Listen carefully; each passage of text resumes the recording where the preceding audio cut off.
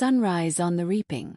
The first light of dawn crept over District 12, casting a soft golden hue across the soot-covered rooftops. Katya stood at her window, the chill of the morning air biting at her skin.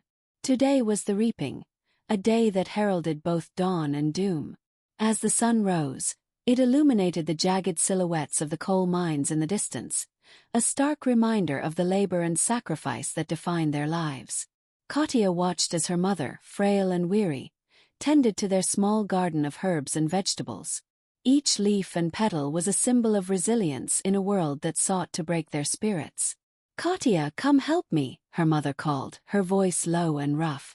The gentle tremor in her hands betrayed a lifetime of hard work and worry. Katya hesitated.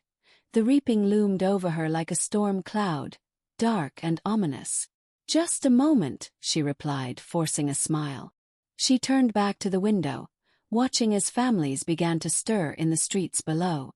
Some men carried heavy sacks of coal, while mothers held their children close, whispering reassurances only they could hear. The atmosphere was heavy with anxiety, like the stillness before a thunderstorm. At the town square, a large stage had been erected, adorned with a mockingjay symbol that reminded them of the rebellion, the hope that flickered faintly amid despair. This year, Katya was eligible to be chosen. Her name added to the glass bowl of fates along with dozens of others. Her heart raced as she thought of the names they might call. "Katya!" Her mother's voice broke through her reverie. "Please!" With a deep breath, she stepped away from the window, resolving to make the most of the last minutes of freedom.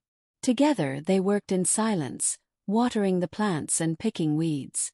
Each movement felt like a final act of defiance against the cruel system that governed their lives.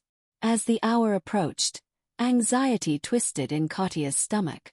She felt the weight of her father's absence, a miner who had never returned home after a tragic accident deep in the mines. The reaping had taken so much from them already. "Katya!" A voice rang out in the distance. Clarity, her best friend, was approaching. Her eyes were wide with fear, determination, and solidarity. "I'm glad you're here. What if they call my name?" Katya asked, her voice trembling. Clarity took a step closer, her hand squeezing Katya's reassuringly. "We'll face it together. No matter what happens, we're not alone." They joined the crowd in the square, the thick air heavy with the scent of smoke and fear. The townsfolk gathered, their faces etched with resignation. As the clock struck noon, silence fell over the crowd, punctuated only by the sound of the peacekeepers' footsteps. The sound of the anthem played, a haunting melody that echoed through their spirits, and then came the moment of truth. The mayor stepped up to the microphone, his voice steady yet unyielding. "Welcome, citizens of District 12. Today we gather to select our tributes for the Hunger Games." Katya's heart raced as she heard the names of the chosen few. The crowd collectively held its breath, and she could feel every heartbeat vibrating in the air. She squeezed Clarity's hand, an unspoken promise that whatever happened, they would fight on. With each name called, the crowd's reactions varied from stunned silence to muffled sobs. Then the fateful moment came. A name was drawn and the world around Katya spun. "Katya Ylra!" Shock rippled through the square. Katya felt the ground shift beneath her feet as she stood frozen, her world narrowing to a single point. Clarity's grip tightened, but all she could hear was the thundering roar of her own heartbeat. "Katya!" The crowd was a blur as she moved forward, her feet carrying her to the stage, every step heavy with the weight of destiny. As she ascended the steps, she turned to look at Clarity one last time. "Stay strong," Clarity mouthed, tears streaming down her cheeks. The sun continued to rise, painting the sky in hues of red and orange, symbolizing the dawn of a new battle. As Katya stood on that stage, she resolved to fight for her home, her mother, and for Clarity. The reaping may have drawn her name, but she refused to let it define her fate. In that moment, as the sun broke free of the horizon, a flicker of hope began. Sunrise on the reaping Part 2. The crowd's applause was muted.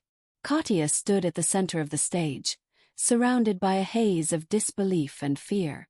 She could barely register the murmurs of the townsfolk, their eyes wide with sympathy or filled with dread for the impending fate that awaited her in the arena. Katya Ylra. The mayor's voice rang out again, pulling her from her thoughts. He gestured for her to step forward. The sun now cascaded down on her, illuminating her figure in a harsh spotlight as she faced the gathering of faces, some filled with pity, others with the cool detachment ingrained from years of survival under the watchful eye of the Capito. "Please," she whispered to no one in particular, her heart pounding in her chest. But her pleas were lost in the noise of the crowd, a collective consciousness spiraling into despair. Somewhere she heard her mother's faint sobs, the sound piercing through the chaos. "May the odds be ever in your favor." The mayor concluded the proceedings, his voice an empty slogan that meant little to those who truly understood the stakes. The crowd began to disperse, the weight of the announcement palpable in the air. Katya was led away, her limbs moving on instinct. A peacekeeper with a stern face guided her towards the holding area, where other tributes gathered, their eyes wide with fear or steely resolve. Among them, she spotted a boy from her district, Jace. His expression one of painful acceptance. He had been in her year at school, an unremarkable boy who had always blended into the background. "Katya, you okay?" he asked, his voice low and tremulous. "I will be," she replied, though her heart felt like a stone in her chest. "I just can't believe it's happening." As they waited, a soft rustle caught her attention. A girl from the district, Lena, known for her kindness and her unyielding spirit, stood nearby.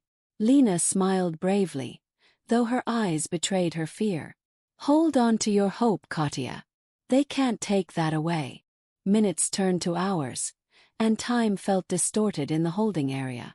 Families began to arrive to say their hurried goodbyes. Katya's mother squeezed through the crowd, her eyes red from crying. When she reached Katya, the tenderness between them spoke volumes. "I love you, my brave girl," her mother said, her voice choked with emotion.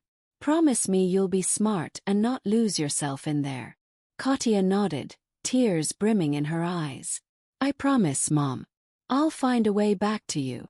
With a heavy heart, Katya was ushered into a transport vehicle along with Jace and the remaining tributes from District 12. As they drove away from home, she stole a glance at the familiar streets, each building a repository of memories that seemed to fade into the distance. The capital was a world away. When they arrived, the sheer opulence of the capital struck her like a physical blow. Brightly colored buildings soared into the sky, and citizens dressed in extravagant outfits swirled around, their laughter a stark contrast to the grim faces of the tributes. Katya felt like a ghost among the vibrant life, weighty chains of her reality dragging behind her. Clarity, Jace, and Lena were all with her, but they were also alone in their individual fear. They were separated for training, where they would learn the skills that could keep them alive in the arena. Each day blurred into the next as they practiced combat, survival techniques, and studied past games for strategies. Katya found herself drawn to the survival modules, where they learned to forage and navigate different terrains, a skill that might serve her well if she could just survive the initial chaos. Lena became her anchor during this whirlwind, sharing words of encouragement over shared meals. Jace, on the other hand, became increasingly withdrawn, the reality of their situation weighing heavily on him. Katya couldn't blame him. Every lesson drove home the inevitable. Only one victor would emerge from the bloodbath. Finally, the day came for the interviews. Katya stood backstage, her heart racing, breathing in deep to calm herself. She watched as tributes before her dazzled the audience, showcasing skills, determination, and charisma. She knew she needed to stand out. Her survival depended not only on weapons but on garnering sponsors, those who could support her from afar. When it was her turn, Katya stepped out, her heart pounding. The lights blinded her momentarily, but as she started to speak about the importance of community and hope, she felt a shift within herself. Words she didn't know she possessed flowed out, echoing in the large chamber. "I come from District 12, where we face darkness every day, yet we still rise together. We fight.